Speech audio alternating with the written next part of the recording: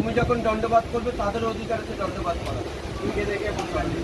অনেকে দেখবে ভগবানকে ভালোবাসতে বাসতে এমন জায়গায় চলে গেছে, হ্যাঁ, গলায় ভগবানের রক্ত। তোমার যে ওপরে সিনিয়র যে ভক্তটা আছে একই গুরু তোমার আগের দিকটা নিয়েছে, তোমার বড় গুরু ভাই। তুমি যখন 4 চরণে দণ্ডবাদ করবে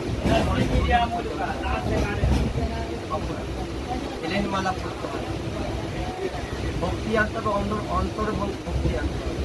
বিগ্রহের দরকার নেই, ক্যালেন্ডারে পুজো করবে, ক্যালেন্ডার থেকে ভগবান আসবে। আমাদের প্রেম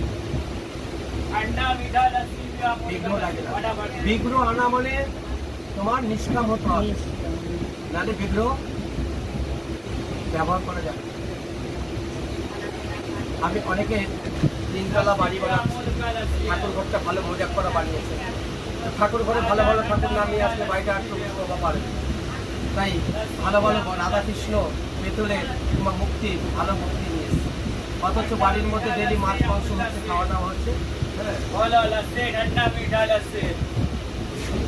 ঠান্ডা মিঠা লাসে আমল লাসে খাওয়া হচ্ছে, আর আমার গোবিন্দ কি করছে?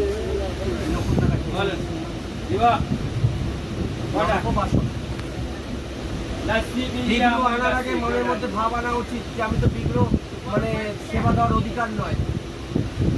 ভগবানও বলছে যোগ্যমান ছাড়া ভগবানের সেবা হয় না।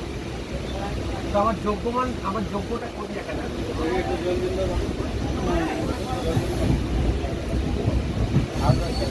অনেকে এখন নতুন নতুন বিদ্যুতের সবাই যে তুলসীর মালা বেরিয়েছে, রাধা আমি ঘরে আছি। নিয়েছ পেতলে